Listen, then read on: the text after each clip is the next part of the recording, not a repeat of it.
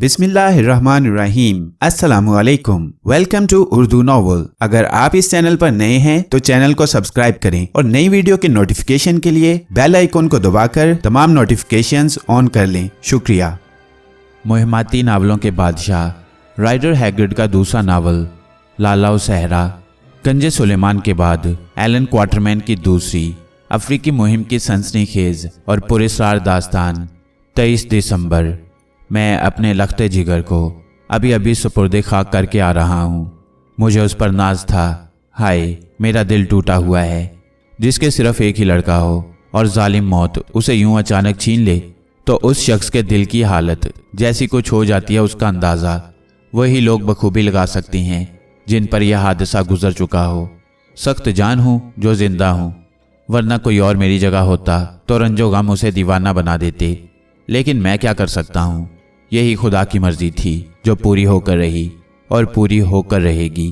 وہ جو کچھ کہتا ہے کرتا ہے، وہی دیتا ہے اور وہی واپس بھی لے لیتا ہے، اور ہم دم نہیں مار سکتے۔ پروردگار کی لافانی قوتوں سے ٹکر لینے کا حوصلہ کس میں ہے؟ اور اگر اس سے کوئی ٹکر لیتا بھی ہے تو پاش پاش ہو جاتا ہے۔ خدا ہی نے مجھے ایک بیٹا دیا تھا جسے اب اس نے واپس بلا لیا، پھر مجھے شکایت کا حق کیا ہے؟ موت کی چکی شب و روز گھومتی رہتی ہے اور باری باری سے ہم سب کو پیس کر رکھ دے گی، پتہ نہیں کب اور کس وقت۔ لیکن اس حقیقت سے کوئی انکار نہیں کر سکتا کہ جلد یا بدیر ہمیں اس چکی میں پسنا ہے۔ ہم اس کے سامنے سے بھاگیں، موت ہمارے تعاقب میں رہتی ہے۔ ہم گڑ گڑا کر درخواست کرتے ہیں لیکن موت نہیں سنتی۔ وہ بہری، اندھی اور گونگی ہے۔ اس کے سپرد توبہ سے خدمت ہے، فنا، اور ایک روز وہ آتا ہے جب موت ہمیں اپنی آہنی پنجے میں دبوچ لیتی ہے۔ افسوس، کیا پتا تھا کہ میرا پیارا ہیری اتنی جلد مجھ سے بچھڑ جائے گا۔ ابھی اس نے دنیا میں دیکھا ہی کیا تھا؟ اس کی دنیا کا آغاز تو اب ہو رہا تھا۔ اس کے قدم اب زندگی کی کٹھن راہ پر پڑنے والے تھے۔ ہیری کتنی کامیابی سے ڈاکٹری کی تعلیم حاصل کر رہا تھا۔ وہ اپنے آخری امتحان میں کتنے اچھے نمبروں سے کامیاب ہوا تھا۔ اس کی ان کامیابیوں پر جتنا فخر مجھے تھا اتنا شاید اسے بھی نہ ہوگا۔ اور پھر اسے چیچک کے ہسپتال میں جانا پڑا۔ اس نے اپنے خط میں مجھے لکھا تھا کہ وہ چیچک وغیرہ سے نہیں ڈرتا، اسے ہر مرض کا بغور مطالعہ کرنا اور اس کا تجربہ حاصل کرنا ہے۔ اسی منحوس مرض نے اسے کھا لیا۔ ابھی اسے دنیا میں بہت کچھ کرنا تھا۔ ظالم موت کو اس کی جوانی پر رحم نہ آیا، وہ اسے لے گئی اور مجھ بوڑھے کے دل پر ایک ایسا زخم چھوڑ گئی جو مجھے زندگی بھر رلاتا رہے گا۔ اب دنیا میں میرا کوئی نہیں جو میرے آنسو خشک کر سکے، مجھ بوڑھے کو تسلی دے سکے۔ اگر میں چاہتا تو اسے اس ہسپتال میں جانے سے روک سکتا تھا۔ میرے پاس اتنی دولت تھی کہ اگر ہیری فضول خرچ بھی ہوتا تب بھی وہ اس کی عمر بھر کے لیے کافی ہوتی۔ گنج سلیمان نے مجھے امیر ترین شخص بنا دیا تھا، لیکن میں نے سوچا نہیں، ہیری کو اپنے پیروں پر کھڑا ہونے دو۔ اس وقت اسے محنت کرنے دو تاکہ وہ زندگی کے آخری ایام آرام سے گزار سکے۔ لیکن افسوس، دائمی آرام اسے اس کی محنت سے مل گیا، میرے دل کی دل ہی میں رہی۔ میری تمام دولت اب بیکار ہے، اس کا کوئی وارث نہیں۔ میں اس بھری دنیا میں تنہا ہوں۔ کاش موت ہیری کے بدلے مجھے آ جاتی۔ ہمارے گاؤں کے پرانے گرجا گھر میں بلند مینار کے قدموں میں آج شام ہم نے ہیری کو سپرد خاک کر دیا۔ دن بے حد اداس تھا اور میری نظروں میں دنیا اندھیری ہو رہی تھی۔ دھنکی ہوئی روئی کے گالوں جیسی برف گر رہی تھی، لیکن اتنی زیادہ نہیں کہ تکلیف دہ ثابت ہو۔ ہیری کا تابوت قبر کے کنارے پر رکھ دیا گیا اور برف کے 2-4 گپھوں نے اس پر گر کر اس کی سیاہی کو اور بھی نمایاں کر دیا۔ تابوت قبر میں اتارنے میں ذرا تاخیر ہوئی کیونکہ تابوت اتارنے کے ضروری رسے ہم مکان پر ہی بھول آئے تھے۔ ایک آدمی ان رسوں کو لانے کے لیے دوڑایا گیا اور ہم سب تابوت سے کچھ دور ایک درخت تلے جا کھڑے ہوئے۔ برف کے گالے ہیری کے تابوت پر گرتے اور پھر اس کی جواں مرگی پر آنسو بن کر بہہ جاتے۔ صرف یہی نہیں ہوا بلکہ میرے دل کو چوٹ پہنچانے کے لیے کہیں سے ایک ننھا سا پرندہ اڑتا ہوا آیا اور ہیری کے تابوت پر نوحہ خوانی کرنے لگا اور میں بے قابو ہو کر رو پڑا۔ یہی حال سر ہینری کرٹس کا ہوا اور میں نے دیکھا کہ کپتان جان گڈ نے آنسو پہنچتے ہوئے اپنا منہ ہیری کے جنازے کی طرف سے پھیر لیا۔ Allan Quatermain. مندرجہ بالا عبارت میں نے اپنی ذاتی ڈائری سے نقل کی ہے۔ اس عبارت کو اپنی ڈائری میں لکھے 2 سال کا عرصہ ہوا۔ آپ پوچھیں گے کہ اس عبارت کو یہاں نقل کرنے کی کیا ضرورت تھی؟ और क्यों ख्वामख्वाह मैंने अपना दुखड़ा रोया। तो अर्ज है कि मैं अपने हैरतनाक कारनामों की जो दास्तान आपके सामने पेश करने वाला हूँ उसकी इब्तदा इसी इबारत से करना मुनासिब मालूम हुआ। हैरी की मौत के सबब ही मैंने एक बार फिर अफ्रीका के भयानक जंगलों और खुश्क सहराओं का रुख किया। अगर खुदा ने चाहा तो मैं अपने अजीबोगरीब और दिल हिला देने वाले कारनामों की दास्तान मुकम्मल करके आपके सामने पेश करूंगा, वरना अगर ना कर सका तो खैर कोई बात नहीं, जो खुदा की मर्जी। ये सतूर मैं अपने वतन से 7000 मील दूर बिस्तरे मर्ग पर पड़े हुए लिख रहा हूँ। हैरी वहाँ है और मैं यहाँ, उससे 7000 मील दूर अफ्रीका के घने जंगलों और तूफानी नदियों से परे एक अनजान मगर खूबसूरत खित्ते में। लेकिन फिर भी मुझे यूं महसूस होता है कि मैं हैरी से बहुत करीब हूँ। शायद जल्द ही मैं उससे जा मिलूं। इंग्लिस्तान के एक हसीन देहात में मेरा खूबसूरत मकान था, या यूं कहिए कि आज तक मैं अफ्रीका के जिन झोंपड़ी नुमा मकानात में अपने दिन गुजारते आया था उनके मुकाबले में वह मकान मुझे बेहद खूबसूरत और पूरा आसाइश मालूम होता था।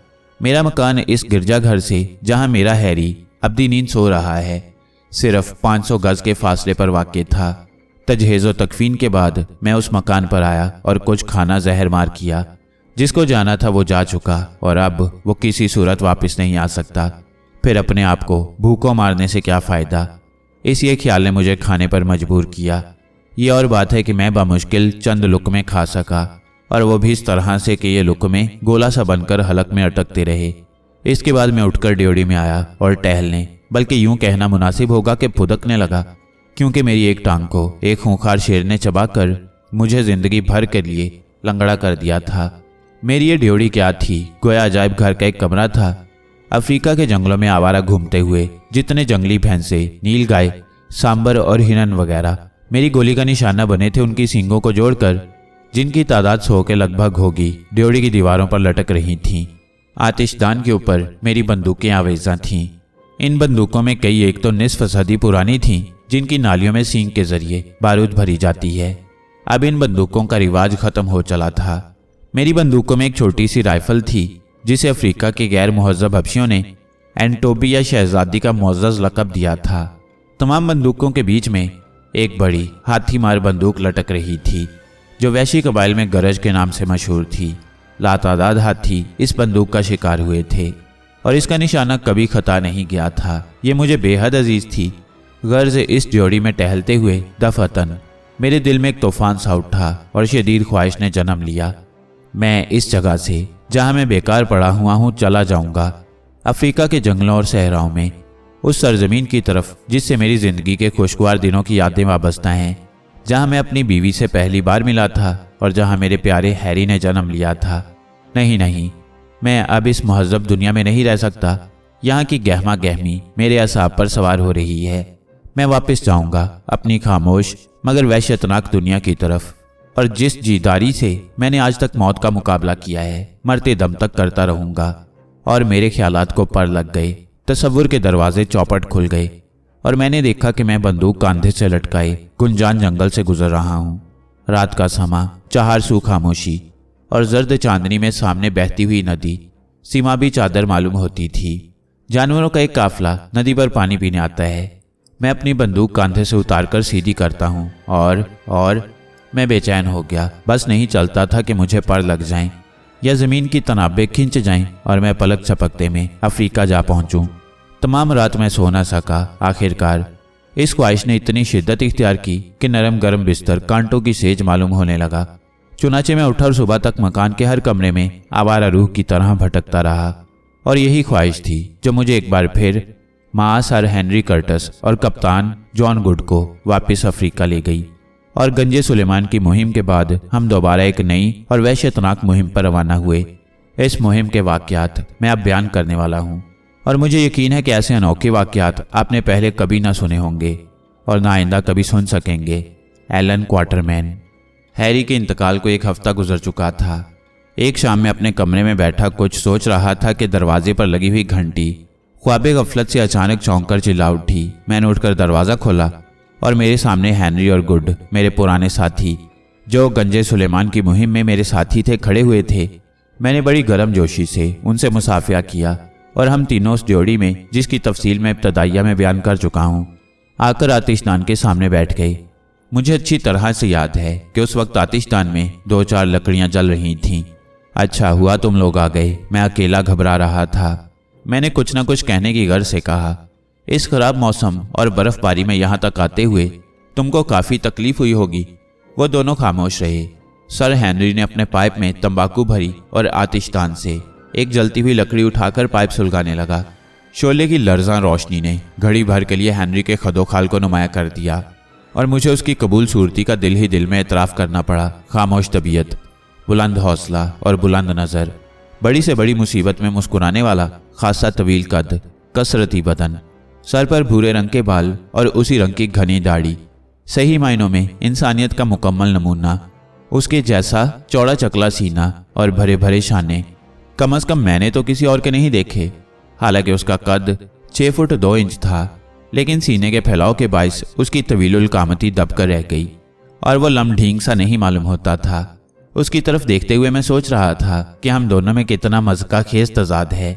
आप ज़रा उस शख्स को तस्वुर में लाने की कोशिश कीजिए जिसकी उम्र 60 और 3 साल की है, पस्ता कद, लेकिन न इस कदर के बिल्कुल बौना ही मालूम हो, दुबला पतला जिस्म, लकड़ी के से हाथ पैर, तेज धूप में झुलसी हुई रंगत, बड़ी बड़ी और नीली आंखें, सर पर छोटे तिरछे हुए बाल जो खारपुष्ट के कांटों की तरह हर वक्त खड़े रहते थे। कहिए, आगे आपके तस्वुर में ये शख्स? तो ये शख्स मैं हूँ। जी हाँ, एलन क्वार्टरमैन, जो आमतौर से महज़ब दुनिया में बूढ़ा शिकारी और अफ्रीका के वैशी कबाइल में मैकोमेजन के नाम से जाना जाता है। अब रहा कप्तान गुड, तो उसकी शख्सियत निराली ही थी। हम दोनों से मुख्तलिफ, बिल्कुल मुख्तलिफ, खासा पस्ता कद और मोटा, बहुत ज़्यादा मोटा, स्याह चमकदार आंखें और एक आंख पर यक चश्मी ऐनक चढ़ी हुई जो उसके चेहरे से कभी अलग होती ही ना थी। वो उसके जिस्म का एक उज़्व बन गई थी और उसकी यक चश्मी ऐनक के बगैर आप कभी गुड का तस्वुर कर ही नहीं सकते। और हाँ, उसके दांत भी मसनूई थे। गंजे सुलेमान की मुहिम से लौटने के बाद गुड का मोटापा बड़ी तेज़ी से बढ़ता जा रहा था और मुझे खौफ हो चला था कि कहीं उसका जिस्म गुब्बारे की तरह फट ना जाए। सर हेनरी का कहना था कि बहुत ज़्यादा खाने और काहली से एक ही जगह पड़े रहने के बायस उस पर मोटापा छा रहा है। हेनरी की यह सीधी सी बात गुड को बड़ी नागवार गुजरती, लेकिन हकीकत से उसे भी इनकार न था। चंद सानियों तक खामोशी का वक्फा रहा। मैंने अपने ख्यालात से चौंक कर मेज़ पर रखी हुई लालटेन को जला दिया। उसकी मरीजाना रोशनी कमरे में फैल गई और फिजा की रग रग में उदासी सी रच गई। हैरी को मरना था सो मर चुका। अब तुम्हारे उदास होने और आंसू बहाने से वो वापस नहीं हो सकता। मैंने अपने आप को तसल्ली दी और उठकर अलमारी से विस्की की बोतल, 3 जाम और सोडा ले आया। ये काम मैं बजाते खुद ही किया करता हूँ। हर वक्त मेरी खिदमत में कोई मौजूद रहे तो मुझे बेचैनी सी महसूस होती है और ख्वामखा मेरे दिल में ये ख्याल गुजरता है कि मैं कोई कम अकल बच्चा हूँ जिसकी देखभाल के लिए किसी न किसी का हर वक्त मौजूद रहना ज़रूरी है। इस अरसा में गुड और हेनरी खामोश बैठे रहे। शायद वो जानते थे कि अब मुझे तसल्ली और दिलासे देना बेकार है, या इसके लिए उनके पास अल्फाज ना थे। चुनाचे वो अपनी खामोशी और मौजूदगी से ही मेरी ढारस बंधा रहे थे। और सच पूछिए तो उन दोनों की ही शख्सियत मेरे लिए दुनिया में सहारा बनी हुई थी। इस हकीकत से तो शायद किसी को भी इनकार ना होगा कि रंजो गम में दोस्तों की मौजूदगी ही बहुत बड़ा सहारा साबित होती है। अक्लमंद दोस्त उस वक्त खामोश रहते हैं और भारी भरकम अल्फाज कहकर अपने झूठे और सतही खलूस का इजहार नहीं करते, लेकिन जिन दोस्तों की दोस्ती महज दिखावा होती है वो रंजो गम का इजहार भी करेंगे, आंसू भी बहाएंगे और मरने वाले की खूबियों का जिक्र इस अंदाज में करेंगे कि आपका गम ताज़ा हो जाएगा और गुजरा ज़माना याद आ जाएगा। इसे कहते हैं दोस्ती के पर्दे में दुश्मनी। मैं आतिशदान के करीब खड़ा था और गुड और हेनरी अपनी जगह पर खामोश बैठे पाइप और विस्की पी रहे थे। आखिरकार मैंने ही इस खामोशी को तोड़ा। दोस्तों, मैंने कहा, हमें गंजे सुलेमान की मुहिम से लौटे कितना अरसा हुआ? 3 साल। क्यों? गुड ने जवाब दिया, मेरा ख्याल है मैं इस मुहज़्ज़ब दुनिया में बहुत दिन गुजार चुका। अब मैं वापस अपने जंगलों और सहराओं की तरफ जाऊंगा। सर हेनरी ने अपना सर कुर्सी की पुश्त से टिका दिया और बेसाख्ता उसके मुंह से कहकहा लुढ़क पड़ा। कितना अजीब इत्तेफाक है, हेनरी ने कहा। कितना अजीब? क्यों गुड, है कि नहीं? गुड ने अपनी यक चश्मी ऐनक से बड़े पुरस्कार तौर पर मेरी तरफ देखते हुए कहा। हाँ, है तो सही, बेहद अजीब। मैं समझा नहीं। मैंने हैरानी से बारी बारी अपने दोनों दोस्तों की तरफ देखते हुए कहा। यार, यूं ना पहेलियां बुझवाओ, साफ साफ कहो बात क्या है। नहीं समझे, सर हेनरी ने कहा। जब हम यहाँ आ रहे थे तो गुड ने और मैंने कुछ बातें तय की। गुड तुम्हारे साथ था तो यकीनन तुमने लातादाद बातें तय की होंगी, मैंने तलखी से कहा, क्योंकि बड़ा बातूनी शख्स है। लेकिन किस बारे में, तुम ही बताओ। सर हेनरी ने उस बच्चे की तरह खुश होते हुए कहा जिसकी मुट्ठी में कोई चीज दबी हुई हो। मैंने नफी में सर हिला दिया। भला ये मैं कैसे जान सकता था कि गुड ने क्या कहा और हेनरी ने क्या जवाब दिया। गुड तो ऊट पटांग बातें करने का आदी था ही। नहीं बता सकते। खैर सुनो, हेनरी ने कहा, मेरी एक छोटी सी तजवीज़ है और वो ये कि अगर तुम्हारी मर्जी हो तो हम अपना बोरिया बिस्तर संभाल कर एक बार फिर अफ्रीका की तरफ किसी नई मुहिम की खातिर रवाना हो जाएं। मारे खुशी के मैं उछल पड़ा। खुदा की कसम, सच कहते हो यार? हाँ बिल्कुल, गुड भी तैयार है। क्यों गुड? बात यूं है, सर हेनरी ने बड़ी संजीदगी से कहा, कि मैं खुद यहाँ बेकार पड़े पड़े आजिज आ चुका हूँ। यहाँ हमारा कुछ काम ही नहीं सिवाय इसके कि काहली से पड़े रहें या हफ्ता अशरे में अपनी जागीर का चक्कर लगाकर किसानों पर रोब गांठ आएं। नहीं साहब, मैं थक चुका हूँ इन चीज़ों से। यहाँ पड़े पड़े मैं उस हाथी की बेचैनी महसूस करने लगा हूँ जिसने खतरे की बू पाली हो। पिछले 1 साल से मेरी यही हालत हो रही है। गगोल, टवाला और गंजे सुलेमान के गार बुरी तरह से याद आ रही हैं। अफ्रीका के जंगलों और सहराओं में भटकने की ख्वाहिश मेरे दिल में जड़ पकड़ चुकी है।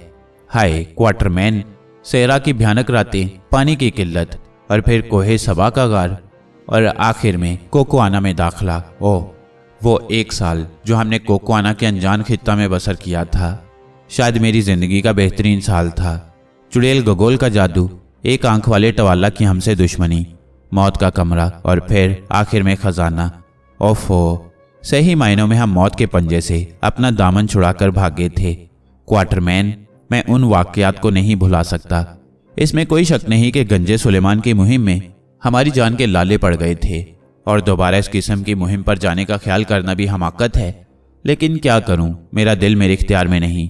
कोई अनजानी ताकत मुझे अफ्रीका की तरफ धकेल रही है। मैं एक बार फिर भयानक जंगल और जानलेवा सहरा को अबूर करके किसी अनजान और अनोखे खित्ते में जाना चाहता हूं और ज़रूर जाऊंगा। चंद सानियों तक हेनरी खामोश रहा। और क्यों ना जाऊं, उसने फिर कहा, इस दुनिया में मेरा कौन है? ना जोरू, ना जाता, अल्लाह मियाँ से नाता। अगर इस मुहिम से मैं वापस ना आ सका तो मेरी जागीर और मेरा एजाज नवाबी असूलों की रूह से मेरे भाई जॉर्ज को मिल जाएगा और मुझसे ज़्यादा जॉर्ज को इन चीज़ों की ज़रूरत है। खुदा के फजल से उसके बीवी भी है और लड़का भी। ना तो मुझे दौलत की ख्वाहिश है और ना इसकी ज़रूरत। और सच तो ये है कि किसी और को भी मेरी ज़रूरत नहीं। मेरी गैर मौजूदगी से आखिर क्या फ़र्क पड़ जाएगा? कुछ भी नहीं।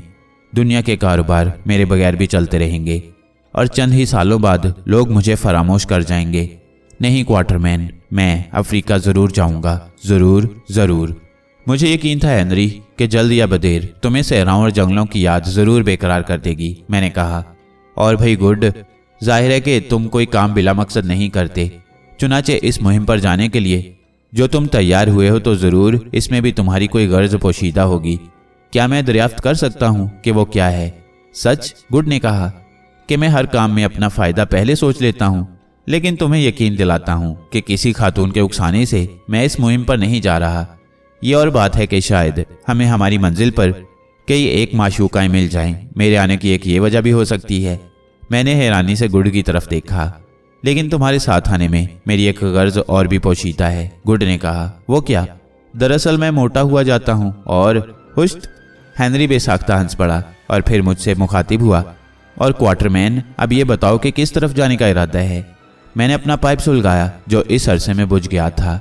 तुम लोगों ने कभी कोहे कीनिया का नाम सुना है? मैंने पूछा। नहीं तो, गुड ने जवाब दिया। अच्छा, तो फिर जजीरा लामू के बारे में कुछ जानते हो? ये भी नहीं। हाँ ठहरो, ये वही मुकाम था जो जंजीबार के शुमाल में 300 मील के फासले पर वाक़ई है। हाँ बिल्कुल वही। अच्छा तो सुनो, मेरा ख्याल है कि हम पहले फामू जाएं और फिर वहाँ से 250 मील आगे कोहे कीनिया तक और फिर उससे भी आगे लीका कैसरा तक हो आएं। ये 200 मील और हो गई। जैसा मुझे पता चला है आज तक किसी शख्स के कदम उस जगह तक नहीं पहुँचे। हम पहले शख्स होंगे जो उस मुकाम का खोज लगाएंगे। कहो क्या ख्याल है? बड़ी टेढ़ी मुहिम है, हेनरी ने कहा, और बहुत खतरनाक भी, गुड ने इजाफा किया। जी हाँ, बहुत खतरनाक। लेकिन जब हम सर हथेली पर लेकर ही चले हैं तो फिर खौफ काहे का? गंजे सुलेमान की मुहिम में भी हमने कितने खतरात का मुकाबला किया है। अगर जिंदगी है तो इस खतरनाक मुहिम से भी सही सलामत लौट आएंगे, लेकिन अगर हमारी किस्मत में अनजान सरजमीन और अनजान लोगों में ही मरना लिखा है तो उसे कोई मिटा नहीं सकता।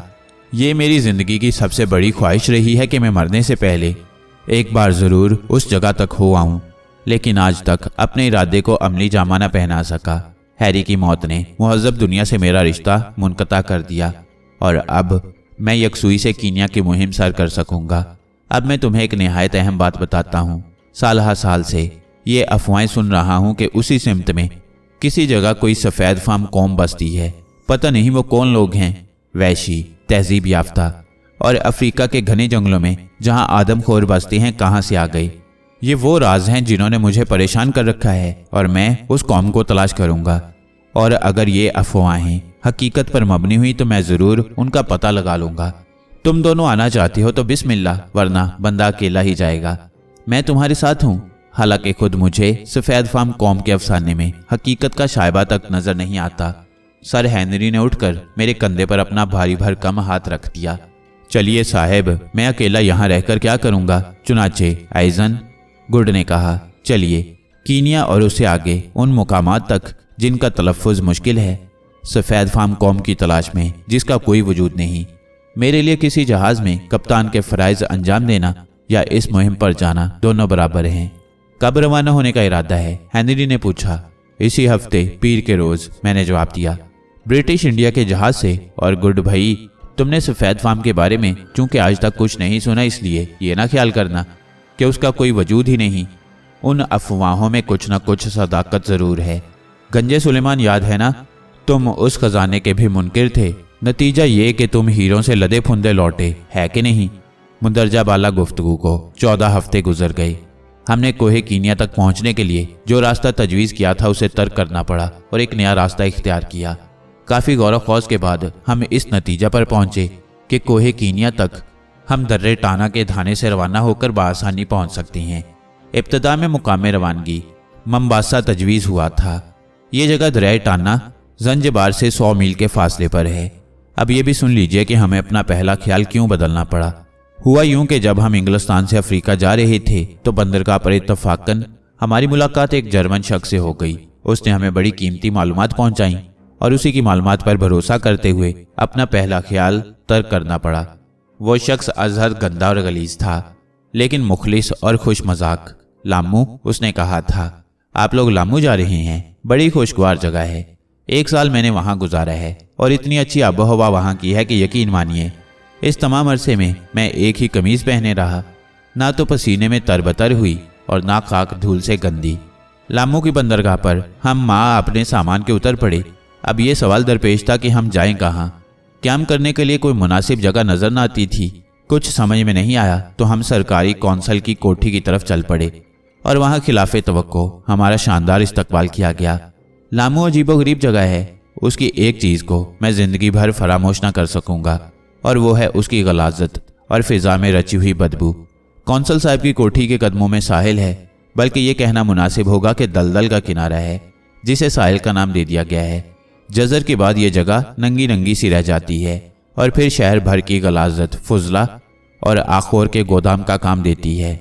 मद्दो जज़र के बाद जब पानी काफ़ी दूर चला जाता है तो औरतें नारियल के टोकरे लेकर आती हैं और उन्हें दलदल में दफन कर देती हैं। ये नारियल उस वक्त तक दफन रहते हैं जब तक कि उनका ऊपरी सख्त खोल गलकर नरम नहीं हो जाता। फिर औरतें आती हैं, अपने नारियल दलदल से निकालती हैं और उनके रेशों से चटाइयाँ और दूसरी चीज़ें बनाती हैं। गैर मुल्की ताजिर इन चीज़ों को निहायत सस्ते दामों खरीद लेते हैं और दूर दराज मुल्कों में दुगनी तिगनी कीमतों पर फ़रोख्त करती हैं। सदियों से यही हाल चला आ रहा है। तो फिर बजाय इसके कि मैं साहिल की हालत को तफसील से बयान करूं, आप इसकी हालत का तसव्वुर खुद कर सकती हैं। ज़िंदगी के तवील सालों में मुझे बड़ी नायाब बदबुओं से पाला पड़ा है, लेकिन उस चांदनी रात में हमारी मेज़बान की कोठी की छत पर जब हम बैठे हुए थे और साहिल से उड़ती हुई जो तेज़ सरांड हमारे नथनों में पहुंच रही थी, उसने पिछली तमाम बदबुओं को मात कर दिया था। अब अगर लामू के बाशिंदे आए दिन बुखार में मुब्तला रहते हैं तो इसमें ताज्जुब की कोई बात नहीं।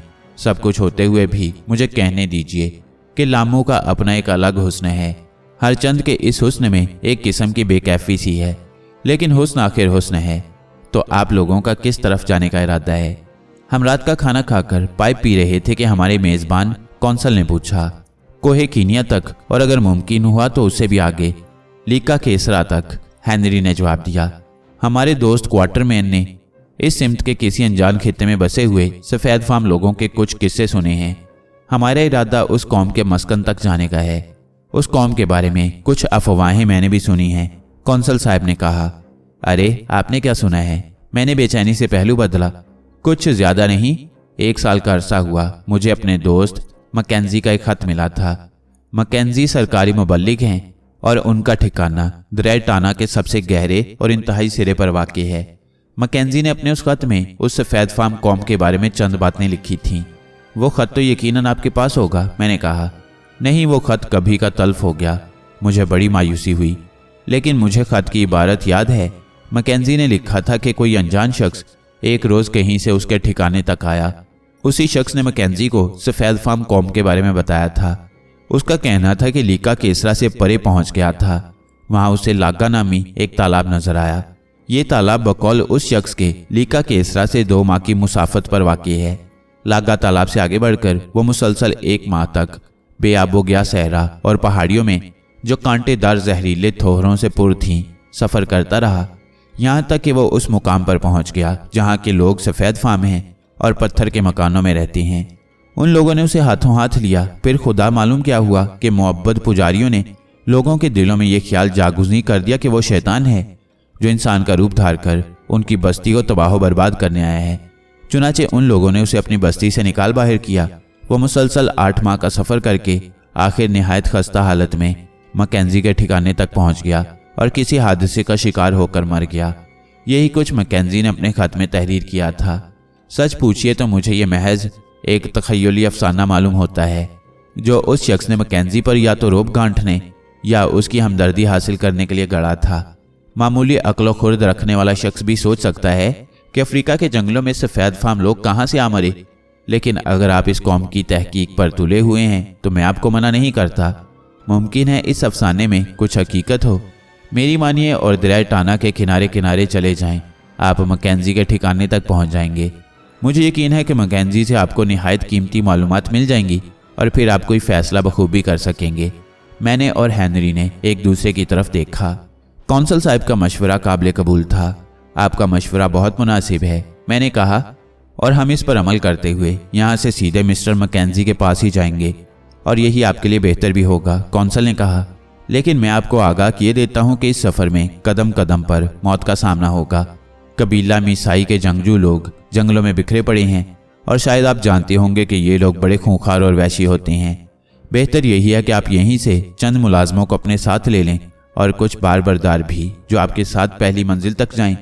वहाँ से उनको रुखसत करके आप दूसरे बारबरदार ले लें। इस तरह से आपको अपना साजो सामान ले जाने में आसानी होगी। इसके अलावा आपकी तादाद ज़्यादा होगी तो किसी को आप पर हमला करने की हिम्मत नहीं पड़ेगी। खुशकिस्मती से उन्हीं दिनों लामू में कबीला वो काफ़ी के चंद नौजवान सिपाही मुकीम थे। ये लोग मिसाइयों के जाने दुश्मन होते हैं। इसके अलावा इतने बहादुर और जीदार होते हैं कि किसी खतरे में पीछे नहीं हटते। सिर्फ मारना और मरना जानते हैं। माहिर शिकारी होते हैं और अफ्रीका के और बाशिंदों की बनिस्बत कुछ ज़्यादा ही मुहज़्ज़ब और शाइस्ता होते हैं। वो काफ़ियों की ये जमात कुछ ही दिन हुए किसी तवील सफ़र से लौटी थी। इस जमात के लामू में आने का सबब यह हुआ कि एक अंग्रेज़ सयाह ने उन्हें साथ लेकर मोम्बासा से, जो लामू से 250 मील नीचे एक बंदरगाह है, अपना सफ़र शुरू किया था और अफ्रीका के बुलंद तरीन पहाड़ क्लेमन रॉक का चक्कर लगाकर वापस लौट रहा था कि उस पर तेज़ बुखार ने हमला किया और वह मोम्बासा से सिर्फ 1 रोज़ की मुसाफत पर आकर मर गया। कितने अफसोस का मुकाम है कि अगर उस अंग्रेज़ को चंद घंटों की और मोहलत मिल जाती तो वह मोम्बासा पहुंच जाता, लेकिन यह उसकी किस्मत में ना था। वो शख्स जो अनगिनत खतरात से गुजर कर आ रहा था, मामूली बुखार से हार मान गया।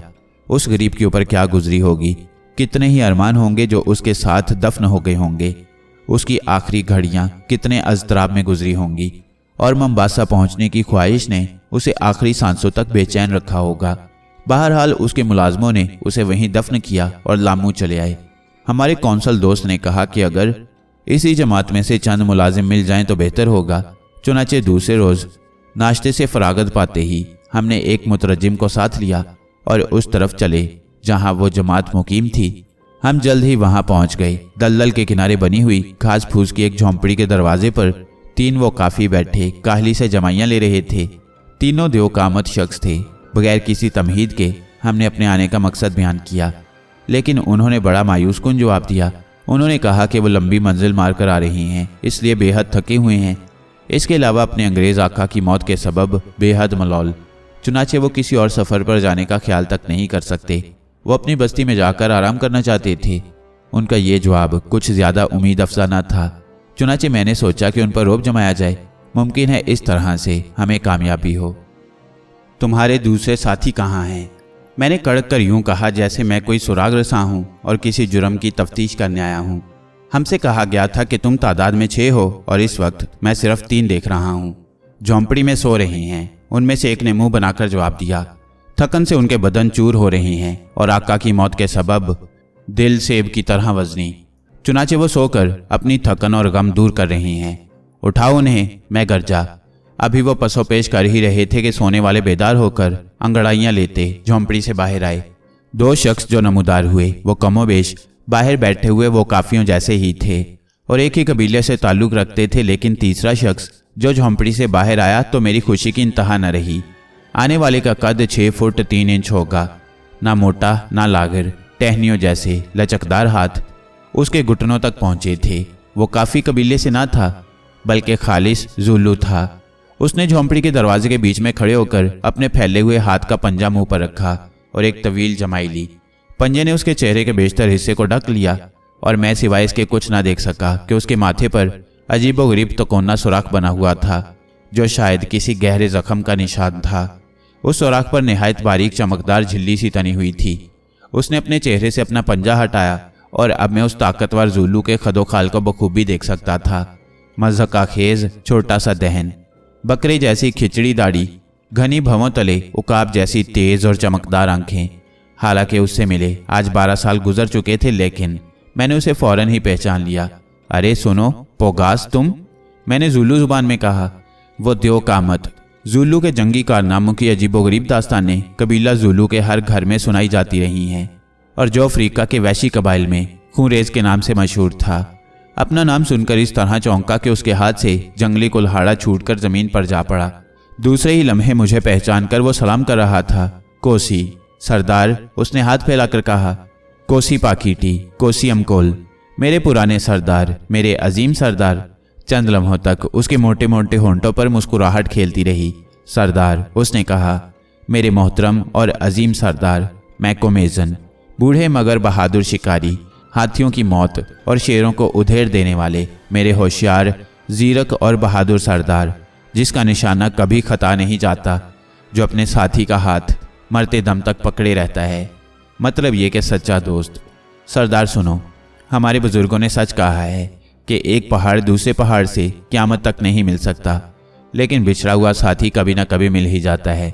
सुनो सरदार सुनो, नाटाल से एक शख्स आया था। मैकोमेजन मर गया, उसने कहा था। हाँ, मैकोमेजन इस दुनिया में नहीं, उसके नापाक मुंह में खाक। इस वाक़े को 1 साल का अरसा हुआ। मैं आपकी मौत पर मलौल था, बेहद मलौल, लेकिन आपकी याद बदस्तूर दिल में कायम थी। और अब लो देखो, इस बदबूदार शहर में मुझे मेरा दोस्त मैकोमेजन मिल गया। अब किसी शक को शुबे की गुंजाइश नहीं। पता नहीं वो शख्स कहाँ से आपकी मौत की खबर ले आया था। 12 साल, ओफो कितनी तवील मुद्दत। 12 साल बाद आज फिर मेरा दोस्त मेरे सामने खड़ा है। उसमें कोई नुमाया तब्दीली वाक़ई नहीं हुई, अलबत्ता लूमड़ी की दुम में सफ़ेदी आ चली है। ये गोया मेरी दाढ़ी की तारीफ थी, लेकिन आंखें वैसी ही चमकदार हैं और मुंह में दांत बदस्तूर कायम हैं। हा हा हा, हो मैकोमेजन, आपको याद है ना, एक रोज़ बिखरे हुए जंगली भैंसे की आंख में आपने किस तरह से गोली घुसा दी थी, याद है ना, याद है ना? आहा, क्या दिन थे वो भी। वो अपने कबीले की रस्म के मुताबिक फसाहत व बलागत के दरिया बहा रहा था और उसकी इस अल्फाजी का असर 5 वो काफियों पर खातिर ख्वाह हो रहा था। वो सब मुंह फाड़े बड़ी हैरत से कभी मुझे और कभी पोगास की तरफ देख रहे थे। मैं खामोश रहा ताकि वो काफियों पर मेरा रोब छा जाए। एस्लो पोगास मुसलसल बोलता ही चला गया। यहाँ तक कि उसकी बातें बारे खातिर मालूम होने लगीं और मैंने देखा कि हेनरी और गुड बेचैनी महसूस कर रहे थे। बस खामोश। मालूम होता है कि मुझसे रुखसत होने के बाद से लेकर आज तक तुम्हें कोई गुफ्तगू करने वाला मिला ही नहीं कि मुझे देखते ही तुम्हारे मुंह से अल्फाज के सौते फूट पड़े। और ये क्या बात हुई कि मैं तुम्हें यहाँ पा रहा हूँ? जब मैं तुमसे रुखसत हुआ हूँ तो तुम अपने कबीले के सरदार थे और आज इन वकाफियों के साथ हो। इसकी क्या वजह? एस्लोपोगास ने अपना कुल्हाड़ा जमीन पर टेक दिया और उसकी हथी पर, जो सफ़ेद करगून के सींगों की बनी हुई थी, अपनी ठोड़ी टिका दी। उसका चेहरा उदास हो गया। आह मेरे सरदार, उसने कहा, बड़ी गमनाक और मेरे लिए शर्मनाक दास्तान है ये। मैं आपसे कुछ कहना चाहता हूँ लेकिन इन लोगों के सामने नहीं। और उसने वो काफियों की तरफ इशारा किया। वो बातें सिर्फ आपके कानों के लिए हैं, मगर इतना मैं आपको बताता हूँ। और उस पर फिर उदासी छा गई।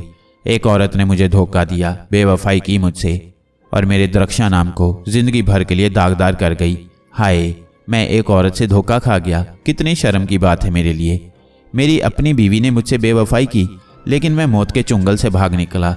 मैं हर उस शख्स के हाथ से मछली की तरह फिसल गया जो मेरी बीवी के ईमान से मुझे कत्ल करने आए थे। मैंने अपने इसी कुल्हाड़े से, एनकोसिकास से, ये मेरे कुल्हाड़े का नाम है, 3 वार किए, एक दाएं, एक बाएं और एक सामने की तरफ, और 3 नमक हरामों को खाको खून में लौटता छोड़कर वहां से भागा। मैं को मेजन आप जानते ही हैं कि मैं इस बुढ़ापे में भी सासाबी जैसा तेज़ रफ्तार हो सकता हूँ। इस बुढ़ापे में भी मेरा ये हाल है कि जब दौड़ने पर आता हूँ तो कोई गर्द को भी नहीं पा सकता। मैं भागा और मेरे पीछे ही पीछे शिकारी कुत्तों की तरह चिल्लाते हुए मौत के पैगाम्बर चले। मैं अपने वतन और अपने कराल से शायद हमेशा के लिए रुखसत हो रहा था। मैं फुनकती हुई हवा की सी तेज़ रफ्तारी से भाग रहा था कि अचानक मेरी नज़र अपनी बेवफा बीवी पर पड़ी। वह चश्मे से पानी भर रही थी। मैं रुक गया। मैं मौत के साए की तरह खामोशी से उसके करीब रिंग गया। मेरी आंखों में खून उतर आया। मैंने अपना कुल्हाड़ा बुलंद किया और दूसरे लम्हे उस गद्दार औरत का सर कटकर गेंद की तरह उछला और चश्मे के शफाफ पानी में जा पड़ा। मैं शुमाल की तरफ चल पड़ा और मुसलसल 3 माह तक बगैर आराम किए और बगैर किसी जगह रुके चलता रहा, यहाँ तक कि मेरी मुलाकात एक सफ़ेद फार्म शिकारी से हुई जो इन 5 वकाफियों के साथ किसी तरफ जा रहा था। मैं उसके साथ हो लिया और उसकी मौत के बाद यहाँ आ गया। मेरे पास कुछ नहीं, दौलत, हुकूमत, इज्जत सब खाक में मिल गई। मेरा कोई नहीं, मेरा कुछ नहीं। मैं जो आला नसब से ताल्लुक़ रखता हूँ, मेरे रगों में शाह शाका का खून गर्दिश कर रहा है। मैं शाही ख़ानदान से हूँ। इस वक्त तन्हा और बेयारो मददगार सरगर्दा घूम रहा हूँ। मैं बेवतन और बेघर हूँ। सिर्फ मेरी ये कुल्हाड़ी मेरे दुख सुख की साथी है। मेरे कबीले के लोगों ने मेरे मवेशी और मेरी बीवियाँ आपस में तकसीम कर लीं और मेरी औलाद ने मुझे भुला दिया। लेकिन मैं इस कुल्हाड़े के सहारे, और ये कहते हुए उस पर जैसे जुनून का दौरा पड़ा, वो अपने कुल्हाड़े को तेजी से हवा में घुमाने लगा और हम घबराकर कई कदम पीछे हट गए। हाँ, इस कुल्हाड़े के सहारे मैं अपनी बिगड़ी किस्मत बनाऊंगा। बस मैं कह चुका। एस्लोपोगास, मैं तुम्हें अच्छी तरह से जानता हूँ और मुझे यकीन है कि तुम अपनी हमाकतों के सबब ही बेघर और बेवतन हुए होगे। तुम्हें याद होगा कि एक मर्तबा तुमने पांडा के लड़के पातिदेव के खिलाफ साजिश का जाल फैलाया था, लेकिन मेरे समझाने पर तुम अपने इरादे से बाज रहे थे। लेकिन अब जबकि मैं तुम्हारे साथ नहीं था तो तुमने अपने पैरों पर आप कुल्हाड़ा मार दिया।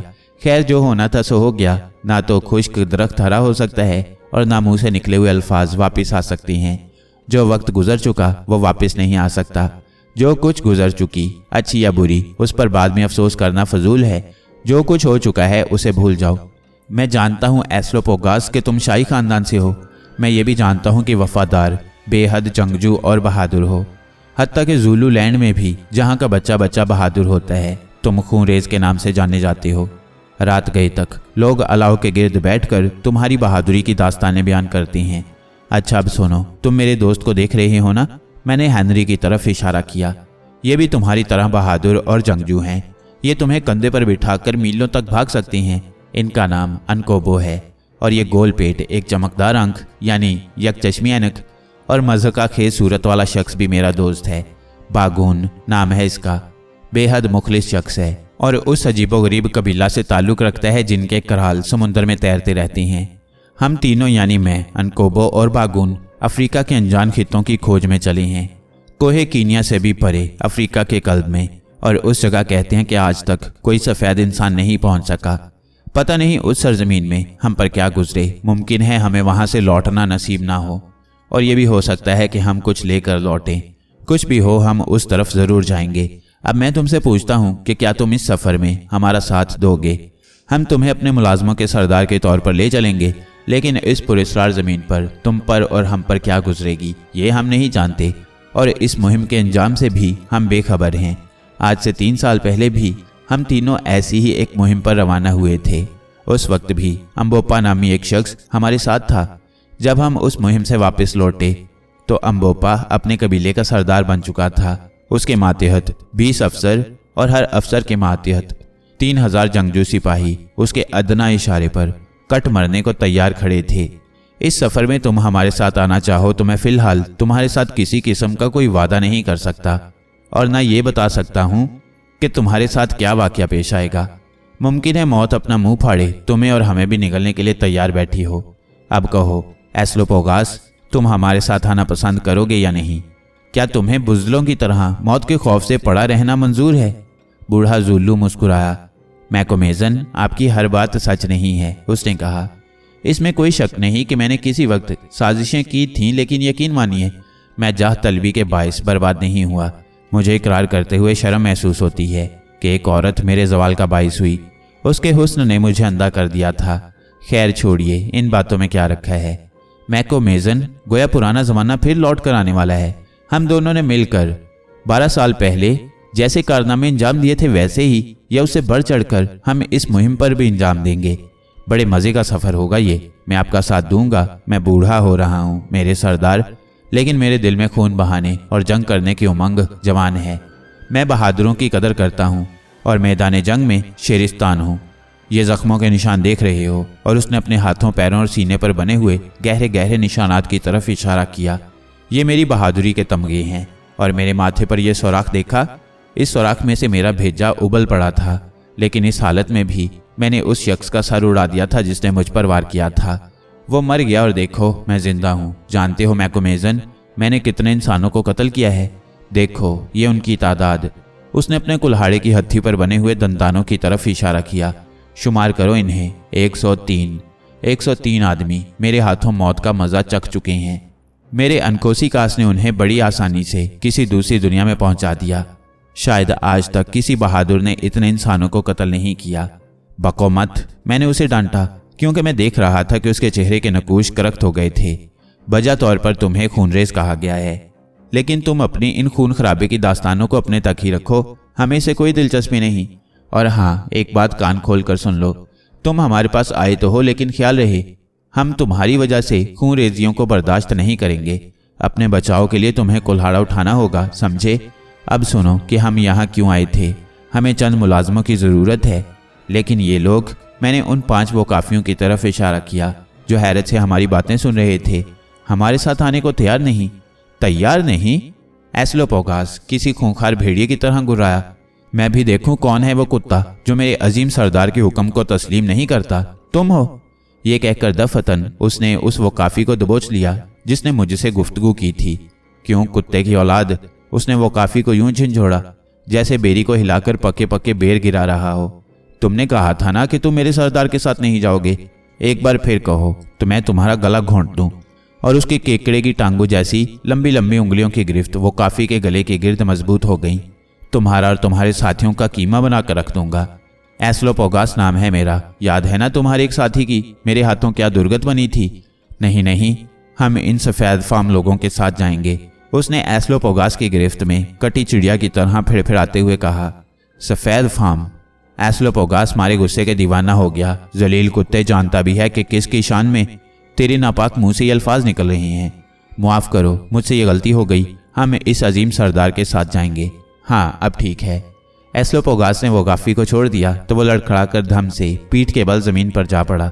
मुझे यकीन था कि तुम इनकार नहीं करोगे।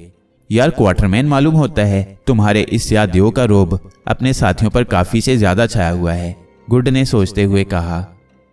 हम लामू से रुखसत हुए और 10 रोज़ के मुसलसल सफ़र के बाद हम शारा नामी मुकाम पर पहुँचे। ये जगह दरिया नामरा पर वाक़ है। यहाँ तक आने में कोई ख़ास वाक़या नहीं हुआ जिसका जिक्र किया जा सके। रास्ते में हमें किसी शहर के खंडरात मिले। क्यास कहता है कि वो जगह किसी ज़माने में काफ़ी आबाद रही होगी। मकानात की वज़ाकता से पता चलता था कि वो शहर क़ब्ल अज़ मसीह आबाद हुआ होगा और उसके तजारती ताल्लुकात हिंदुस्तान और अरब से रहे होंगे। हो सकता है कि वो शहर गुलामों की मंडी रहा हो, वो बाजार और महलात जहाँ किसी ज़माना में खूब चहल पहल होगी, इस वक्त उजाड़ पड़े हैं। जिन ऐवानों में नकरई कहके गूंजते थे और जहाँ शाही ख्वाबगाह थी, वहाँ आजकल जंगल का बादशाह शेर बब्बर अपना दरबार लगाता है। उस चौक में जहाँ गुलाम फरोख्त हुए होंगे, जहाँ रात दिन गुलामों और कनीज़ों की दर्द भरी आहों के साथ बोली लगने वालों के कहके बुलंद होते होंगे, वहाँ रात का नकीब उल्लू नोहा कना है। इन्हीं खंडरात में एक टीले पर जहाँ खुदरो झाड़ियाँ उगी हुई थीं, 2 निहायत नफीस दरवाजे पड़े हुए थे। उस पर कंदकारी का काम देखने से ही ताल्लुक़ रखता था। दरवाज़ों की शानो शौकत कह रही थी कि किसी ज़माने में वो आलीशान महल की जीनत थे। फना हो गए, सब फना हो गए। एक वो भी ज़माना होगा कि इस शहर की चहार दांगे आलम में शोहरत होगी, लेकिन आज इसे कोई नहीं जानता। बाबलो नैनवा की तरह वो भरा परा शहर भी सफ़े हस्ती से मिट गया। उसकी तहजीब और उसके तमद्दन की दास्तान टूटी फूटी दीवारों पर कंदा है। और बस इसी तरह से एक दिन वो भी आएगा जब लंदन और पेरिस भी फना हो जाएंगे। दुनिया की हर चीज़ फ़ानी है, किसी चीज़ को बका नहीं। कुदरत का ये अटल कानून है, फना फना और फना। औरत और मर्द, सल्तनतें और शहर, शाहो गदा, आसमान से बातें करते हुए पहाड़ और तूफानी दरिया, नापीद किनार समुंदर और लकोदिक सहरा, खला में रक्स करती हुई ज़मीन और हमारे सरों पर तना हुआ नीला साइबान, चांद सूरज सितारे, हर चीज़ के लिए एक दिन मुकर्रर है। हर चीज़ अपने वक्त पर तबाह हो रही है और होती रहेगी। मौलिम अखलाक इन उजड़ी बस्तियों को एक आलमगीर अमर का इशारा समझे। मुमकिन है वो अपनी बात मनवाने के लिए नए नए फ़लसफ़े और मंतक बिखारें, लेकिन हमारा ये ईमान है कि एक बहुत बड़ी ताकत जिसका हम तसव्वुर नहीं कर सकते, रात दिन अपने काम में लगी हुई है। यही वो ताकत है जो हर चीज़ को वजूद बख्शती है, और यही वो ताकत है जो वजूद को अदम में और अदम को वजूद में तब्दील कर देती है। इस ताकत को खुदा कहते हैं। इंसान पैदा होता है तो मरने के लिए, एक इंसान पैदा होता है जो दुनिया में अपनी जगह बनाता है, मेहनत मजदूरी करके अपना और बीवी बच्चों का पेट पालता है और आखिरकार फना हो जाता है। दूसरा पैदा होता है, लोगों के दिलों पर रौब जमाता है, तख्तो ताज हासिल करता है, फातिह आलम के नाम से याद किया जाता है और ऐश परस्तियों में उस लाफानी कुव्वत को भूल जाता है जिसने उसे यह सब कुछ दिया। फिर एक दिन वो आता है जब उस शख्स को सब कुछ छोड़कर जाना पड़ता है, और फिर कोई नहीं जानता कि उस शख्स पर क्या गुजरी। वो जो सीना ताने चला करता था, जिसके अदना इशारे पर लोगों की गर्दनें उड़ाई जाती थीं, जो अपनी हवस में हज़ारों औरतों को बेवा और अनगिनत बच्चों को यतीम कर चुका था, कहाँ गया वो? उसके गुरूर और तमक्कुनत को क्या हुआ? वो चला गया कहाँ? कोई नहीं जानता, लेकिन अपने मुजालिम की दास्तान छोड़ गया। इन खंडरात में कुछ नहीं, लेकिन अगर आपकी नज़र गहरी हो और दिल हसास हो तो आप इन्हीं खंडरात से वो सबक हासिल कर सकते हैं कि दीन और दुनिया की दौलतें आपके कदम चूमेंगी। आप कहेंगे मैं जज्बात की रोह में बह गया और किस्से का मज़ा किरकिरा हो गया। खैर, अगर आपको मेरी ये बातें बुरी मालूम हुई हों तो मैं आपसे मुआफ़ी चाहता हूँ। शारा हमारी पहली मंजिल थी। इस मंजिल तक आने के लिए हमने लामू से चंद बार बरदार अपने साथ लिए थे, लेकिन यह आते ही वो अपनी मुश्किलात गिना कर मुकर्रर कीमत से कुछ ज़्यादा के तालिब हुए। चुनाचे हमें और बार बरदारों में बड़ी गर्मा गर्म बातें हुईं।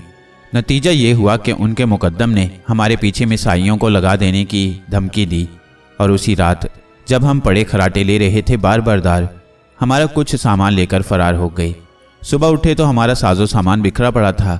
खुशकिस्मती से हमारी बंदूक के बारूद और चंद ज़रूरी चीज़ें उन 5 वकाफियों की निगरानी में थीं जो एस्लोपोगास के मातहत थे।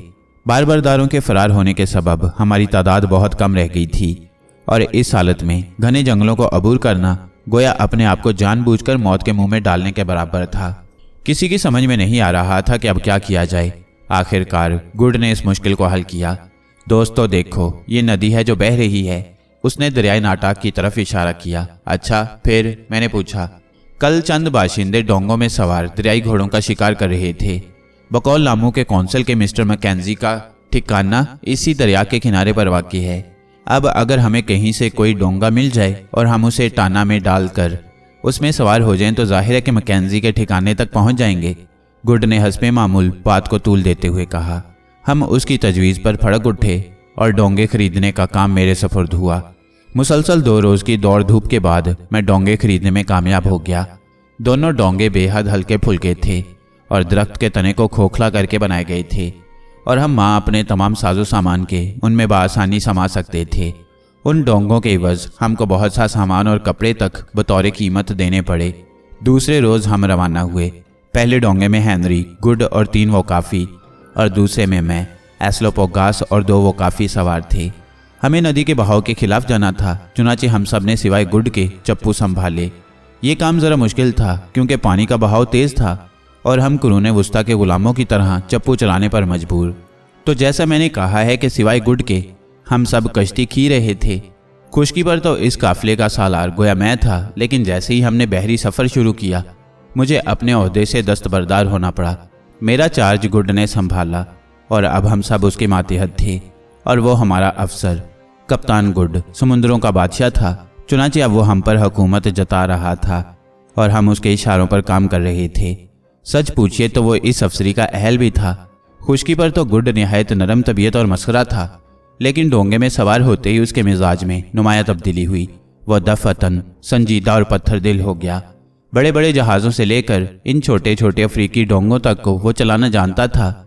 हर 2 मिनट के बाद वह चलाकर हमें हदायत देता और अगर कहीं किसी से गलती हो जाती तो उसे गुड की डांट बर्दाश्त करना पड़ती। खुशकी पर हम उससे जैसा बर्ताव करते रहे थे उसके बदले वो गिन गिन कर चुका रहा था। हम गोया मकरूज थे और गुड तो नदील महाजन की तरह हमें सख्त सुस्त कह रहा था। सही मायनों में वो कप्तान था। पहला दिन बेहद सख्त गुजरा।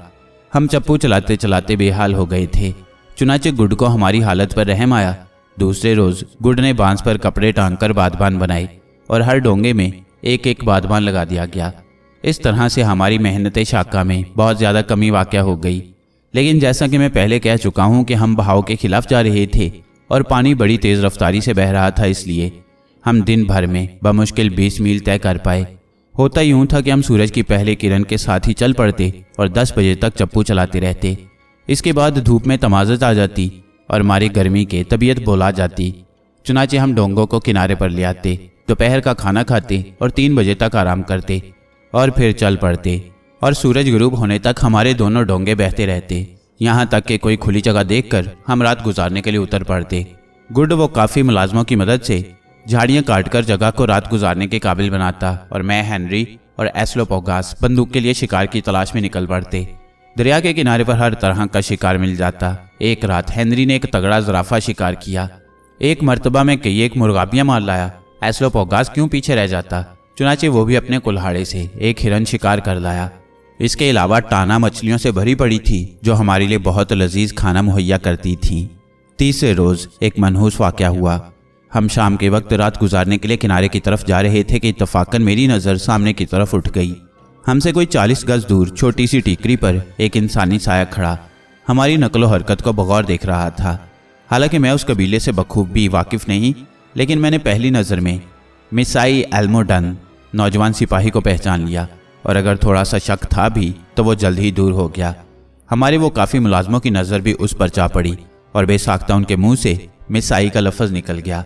अपने वैश्याना जंगी लिबास में वो बेहद अजीब और खूंखार मालूम हो रहा था। अफ्रीका के हर एक वैशी कबीले से मेरा वास्ता रहा है, लेकिन उस टीले पर खड़े हुए मिसाई का सा खूंखार और बारोब शख्स आज तक मेरी नज़र से नहीं गुजरा। उसका कद गैर मामूली तौर पर तवील था, फैला हुआ सीना, निहायत मुतवाजिन जिस्म, लेकिन चेहरा शैतान जैसा, छोटी छोटी आंखें हल्कों में खुसी हुई और उसके होंठ सख्ती से बंद थे। दाएं हाथ में 5.5 फुट लंबा नेज़ा लिए हुए था, जिसके फल की लंबाई तकरीबन 2.5 फुट और चौड़ाई 3 इंच होगी। नेज़े का दस्ता किसी मजबूत और चमकदार लकड़ी से बनाया गया था और उसके सिरे पर 1 फुट लंबी आहनी मुठ पेवस्त थी। बाएं हाथ में जंगली भैंसे की खाल की पैजवी ढाल थी। ढाल पर शायद कुछ नक्शो निगार बने हुए थे जो मुझे दूर से रंगों के बेतरतीब धब्बे मालूम हुए थे। उसकी मोटी गद्दी पर और कंधों से कुछ ऊपर बाज के परों की बनी हुई टोपी लटक रही थी। सर खुला खुला था, जिसका अगला हिस्सा मुंडा हुआ था और पिछले हिस्से पर लंबे लंबे बाल थे। कछुए जैसी गर्दन के गिर्द सूती कपड़े की 17 फुट लंबी और 1.5 फुट चौड़ी पट्टी ग्लोबंद की तरह लिपटी हुई थी। पट्टी के बिल्कुल बीच में सुर्ख रंग की लकीर बनी हुई थी। उसका चोगा बकरी के बालोंदार खाल से बनाया गया था और कमर के गिर्द ऐसा तंग आया था कि पटके का काम देता था। कमर के दाएं दाएं बड़े बड़े चाकू या तलवारें लटक रही थीं। लेकिन सबसे ज़्यादा अनोखी हैयत उसके चेहरे की थी। उसका चेहरा भी मलबूस था और यह लिबास शुतुरमुर्ग के परों से बनाया गया था, जो ठोड़ी के नीचे से शुरू होकर दोनों कानों के सामने से गुजरता था और पेशानी तक पहुंचता था। यूं मालूम होता था जैसे कोई शैतान फ्रेम से झांक रहा हो। टखनों पर किसी जानवर के बालों की झालरें लटक रही थीं। चौगे के नीचे उसकी कमर से जहां वो बंधी हुई थी घुटनों तक डोरें लटक रही थीं और डोरों में कोलोबस बंदर के बालों के गुच्छे अटके हुए थे और यही गुच्छे थे जो उसकी सतरपोशी कर रहे थे। तो ऐसा था उस टीले पर खड़े हुए वैशी का चेहरा, जो अपनी जगह पर आबनूसी बुत की तरह बेहिस्सो हरकत खड़ा हमें घूर रहा था। अभी हम सोच ही रहे थे कि इस मिसाई की मौजूदगी से क्या नतीजा अखज़ किया जाए कि टीले पर खड़े हुए आबनूसी बुत को जुम्बिश हुई। उसने निहायत गुस्से से अपना नेज़ा बुलंद करके हमारी तरफ हिलाया और पलटकर टीले के परली तरफ चला गया। क्वार्टरमैन, हेनरी ने अपने डोंगे से चिल्लाकर कहा, हमारे बार बरदारों के मुकद्दम ने बहुत जल्द अपना वादा वफा किया। कहो अब क्या किया जाए? खुशकी पर रात गुजारी जाए या डोंगों में? जाहिर है कि खुशकी पर रात गुजारना खतरे से खाली ना था। मुश्किल यह पड़ी थी कि हम डोंगों में कुछ पका नहीं सकते थे और ना ही हमारे पास कोई ऐसी चीज़ थी जिसे कच्चा ही चबाकर काम चला लेते। अजीब गूम वगूं की कैफियत थी। अगर खुशकी पर जाते तो मिसाइयों के हमले का खतरा था और अगर डोंगों में ही जमे रहते तो पहाड़ जैसी रात भूखे पेट काटे न कटती। आखिरकार एस्लोपोगास ने बतौर जासूस की अपनी खिदमत पेश की। वो पानी में कूद पड़ा और चंद ही मिनट बाद किनारे पर खड़ा अपना सांस दुरुस्त कर रहा था। हम सब की निगाहें उस पर जमी हुई थीं। वो कुछ दूर तक अपने हाथों और पैरों पर चौपायों की तरह चलता रहा। फिर वो जमीन पर मुंह के बल लेट गया और सांप की तरह रेंगता हुआ घनी झाड़ियों के पीछे जाकर हमारी नजरों से ओझल हो गया। हम डोंगों में बैठे और भरी बंदूक के लिए एस्लोपोगास का इंतजार करते रहे, लेकिन इस तरह से कि कहीं पत्ता भी खड़कता तो हम चौंक कर अपनी बंदूकें सीधी कर लेते। मेरा दिल बुरी तरह से धड़क रहा था कि खुदा जाने एस्लोपोगास क्या खबर लाए। वक्त जैसे थम गया था। एक एक मिनट पहाड़ हो रहा था। सूरज का घूमता हुआ आतिशी गोला उफक मगरिब की तरफ तेजी से लुढ़का जा रहा था। सुनहरी धूप सिमट कर दरख्तों की चोटियों पर पहुंच चुकी थी और साए लंबे लंबे हो गए थे। गजालों का एक गिरोह चौकड़ियां भरता अपने मस्कन की तरफ जा रहा था। दूर कोई परिंदा चीख चीख कर रात का इस्तकबाल कर रहा था। बड़ा सुहाना समा था, लेकिन चूंकि हमारे दिलों पर दहशत छाई हुई थी इसलिए हम उस हसीन मंजर से लुत्फ अंदोज न हो सके। 5, 10, 20 मिनट गुजरे, लेकिन एस्लोपोगास का कहीं पता न था। एक एक लम्हा जो गुजर रहा था यूं मालूम होता कि हमारे लिए मौत का पैगाम ला रहा है। मेरा तसव्वुर हर दरख्त और हर झाड़ी के पीछे खूंखार मिसाइयों को छुपे हुए देख रहा था। निस्फ घंटे बाद एस्लोपोगास वापस लौटा। उसने आते ही ये मज़दा सुनाया कि वो काफ़ी दूर तक चक्कर लगाया, लेकिन कहीं मिसाई नजर न आए। अलबत्ता एक जगह उसे मिसाइयों के कैंप के निशानात मिले, चूल्हे की ईंटों और दूसरे निशानात से। उसने ये अंदाज़ा लगाया कि 1 घंटा पेशतर मिसाई वहां से रुखसत हुए थे और वो दुश्मन जिसे हमने टीले पर देखा था हमारी नकलो हरकत पर नजर रखने के लिए ठहर गया था। हमारे लिए अब सिर्फ 2 रास्ते थे, या तो आगे बढ़ा जाए या वापस लौट जाएं। दूसरी तजवीज़ को फौरन मुस्तरद कर दिया गया। जब औखली में सर दे ही चुके थे तो धमाकों से डरना कैसा। और ये तो इब्तदा थी, पता नहीं आइंदा हमें किन खतरात से गुजरना होगा। अभी तो हमें कई एक कड़ी मंजिलें तय करना थीं। अगर शुरू ही से हमारे हाथ पैर फूलने लग गए तो क्या होगा। लिहाजा हमें आगे बढ़ना था और बाहर सूरत मंजिल मकसूद तक पहुंचना था। इसके लिए चाहे हमें आग के दरिया से ही क्यों ना गुजरना पड़े। जब काम के लिए घर से निकले हैं तो या तो उसे पाए तकमील तक पहुंचाएंगे या इसी जद्दोजहद में जान दे देंगे। जाहिर है कि किनारे पर रात गुजारना जानबूझकर अपने आप को मौत के मुंह में देना था। चुनांचे हम डोंगों को नदी के, जिसका पाट ज़्यादा चौड़ा न था, बीचों बीच ले आए। लेकिन अब नया सवाल दरपेश था, डोंगों को रोका कैसे जाए। बहाव उन्हें अपने साथ घसीट रहा था और तमाम रात हम चप्पू चला नहीं सकते थे। हम फिर किनारे पर आए और 2-4 वजनी पत्थर लिए वापस लौटे। नदी के बीच में आ गए। उन पत्थरों को रस्सों से बांधकर, रस्से हमारे पास मौजूद थे, पानी में लटका दिया गया और यूं हमारे डोंगे लंगर अंदाज हुए। रात ने अपनी स्याह जुल्फें बखेर दी। हर जानिब गहरा सकूत तारी था। दफातन इस खामोशी को मच्छरों की तानों ने तोड़ दिया। उनका पूरा लश्कर हम पर हमलावर हुआ और मालूम होता था कि रात भर में हमें खा पी कर बराबर कर देगा। एक तो मिसाइयों का खौफ और ऊपर से मच्छरों की ज़्यादतियाँ। नींद क्या खाक आती। मैं आंखें खोले पड़ा था, लेकिन मेरे साथी बड़े खराटे ले रहे थे। खामोशी, गहरी खामोशी। मच्छरों की तानों के अलावा कोई आवाज़ सुनाई नहीं दे रही थी। किनारे की झाड़ियां हवा के झोंकों से लरज उठती तो यूं मालूम होता कि बेशुमार चुड़ैलें बाल बिखराए सर धन रही हों। मैंने अपना पाइप जलाया और ख्यालात के घोड़े भाग पड़े। आखिरकार तमाम ख्यालात ने सिमट कर एक सवाल की सूरत इख्तियार कर ली। मिसाइयों से अपने आप को बचाने की क्या सूरत हो सकती है? मिसाई? किसी झाड़ी में धुपका हुआ झींगर चिल्ला उठा। वो हसीन चांदनी रात थी। मच्छरों की बहुतात की वजह से बुखार का खौफ, मेरे पैर का शदीद दर्द, करीब सोए हुए वो काफियों के जिस्म से उठती हुई शदीद बदबू, इन तमाम चीज़ों के बावजूद मैं चांदनी रात से लुत्फ़ अंदोज़ हो रहा था। चांद की नौरानी शुआओं ने दरिया टानो को सीमाबी चादर में तब्दील कर दिया था और पानी की ये सीमाबी चादरें कब्र के तारीक गड्ढे की तरफ खिसकती हुई इंसानी ज़िंदगी की तरह समुंदर की तरफ निहायत तेज़ी से बढ़ ही जा रही थी। लेकिन किनारे पर जहाँ दरख्तों के साए पड़ रहे थे अंधेरा था। किनारे से कुछ दूर एक टीले पर, जिस पर एक ही दरख्त था, एंटलोप का एक गिरोह चहलकदमी कर रहा था। एंटलोप यानी जंगली बकरा। एक गरज ने रात के कुदरती सुकूत को तोड़ दिया। एंटलोप चौकन्ने होकर गर्दनें घुमा घुमा कर चारों तरफ देखने लगे और फिर हड़बड़ाकर भाग पड़े। दूसरी गरज और परिंदे फिड़फिड़ाकर अपने घोंसलों से उड़े और टामक टोइयां मारने लगे। चंद ही सानियों बाद बादशाह सलामत शेर बब्बर का साया नजर आया, जो रात के खाने के बाद पानी पीने चले आ रहे थे। उसने गुर्राते हुए अपना सर पानी पर झुका दिया और चपड़ चपड़ की आवाज़ से फिजा में इर्ताज पैदा हो गया। शाह जंगल पानी पीकर लौटा। कुछ देर तक सकूत तारी रहा। यकलख्त मुझसे कोई 20 गज दूर पानी की सतह पर एक स्याह तौदा सा उभरा। ये दरियाई घोड़े का सर था। कुछ देर तक वो अपने नथने फैलाकर यूं सांस लेता रहा जैसे हवा के तेज तेज झक्कड़ चल रही हों। दियो कामत दरियाई घोड़ा बड़ी खामोशी से गोता मार गया, लेकिन 5 ही मिनट बाद वो फिर उभरा और इस मर्तबा मुझसे करीब, यानी मुझसे सिर्फ 5 गज दूर था। उसका ये कुर्ब ज़रा खतरनाक था। मैं बेचैनी सी महसूस करने लगा कि कहीं उसने हमारे डोंगे को कोई अनोखी चीज़ समझकर उसकी जांच पड़ताल शुरू की तो हमारी खैर नहीं। इस ख्याल के साथ ही मैंने अपनी बंदूक का घोड़ा चढ़ा दिया कि वो ज़रा आगे बढ़ने का ख्याल करे और मैं बंदूक दाग दूं। दरियाई घोड़े ने अपना गार जैसा मुंह फाड़ा और उसके सफ़ेद नोकीले दांतों की कितार मुझे नज़र आ गई और मैं इस ख्याल से कांप उठा कि वो एक ही बार मुंह मारकर हमारे डोंगों को चुरमुर कर सकता है। मैंने इरादा किया कि बंदूक चला दूं, लेकिन फिर ख्याल आया कि कहीं ऐसा न हो कि ज़ख्मी होकर बिफर जाए और इंतकाम पर तुल जाए। चुनाचे बेहतर यही मालूम हुआ कि उसे उसके हाल पर छोड़ दिया जाए। हाँ, अगर उसने हमला करने की कोशिश की तो मैं बंदूक का घोड़ा चढ़ाए बैठा ही था। वो खामोश गोता मार गया और फिर नजर न आया। मैंने इत्मीनान की सांस ली। कुछ देर तक खाली ज़हन बैठा पाइप से धुआं उड़ाता रहा कि गैर इरादी तौर पर मेरी नज़र दाएं तरफ उठ गई। किनारे पर दरख्तों के साए में एक साया मुतहर्रिक था।